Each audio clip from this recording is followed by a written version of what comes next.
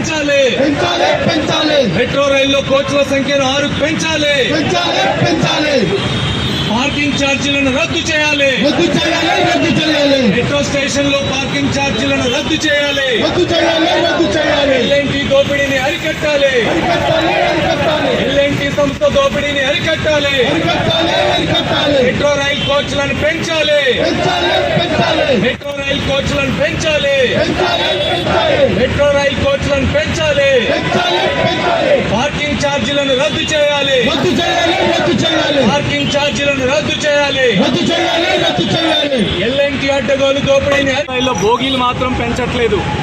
మొదటి నుంచి కూడా ప్రయాణికుల రద్దీ పెరుగుతున్న దానికి అనుగుణంగా బోగీలను పెంచుతామని చెప్పి ఎల్ఎన్టీ సంస్థ హెచ్ఎంఆర్ఎల్ ఇద్దరు కూడా చెప్పారు.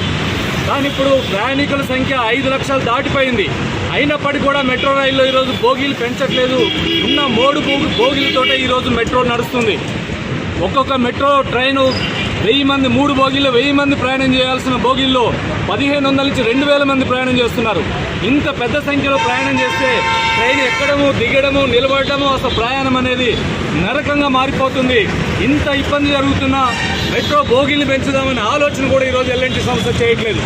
ఎల్ఎన్టీ తమ ఆదాయము లాభము దాని చుట్టూ తిరుగుతుంది తప్ప ఎక్కడ ప్రయాణికులు ఇబ్బంది పడుతున్నారు దాని కోచ్ల సంఖ్య పెంచాలని ఆలోచన చేయట్లేదు. రాష్ట్ర ప్రభుత్వం కూడా పట్టించుకోవట్లేదు. కేంద్ర మంత్రి కిషన్ రెడ్డి గారు కనీసం దీని మీద మాట్లాడట్లేదు.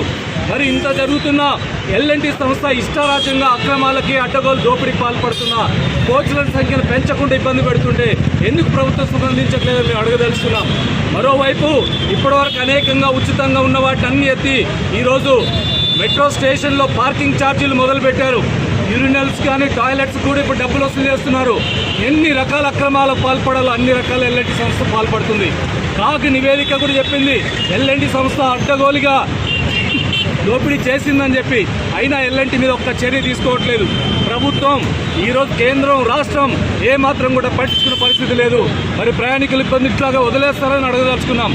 ఇక్కడ ముఖ్యమంత్రి గారు మీరు మెట్రో రైల్ని విస్తరించాలని ఆలోచిస్తున్నారు, చాలా మంచిదే. కానీ ఇప్పుడు ముందు జరుగుతున్న మెట్రో రైలు రవాణా అనేది సక్రమంగా లేదు. కోచ్ల సంఖ్య పెంచే మీద దాని విషయంలో ఎల్ఎన్టీ మీద ఒత్తిడి తీసుకురండి. తక్షణమే కోచ్ల సంఖ్య పెంచాలని ప్రభుత్వం డిమాండ్ చేస్తున్నారు.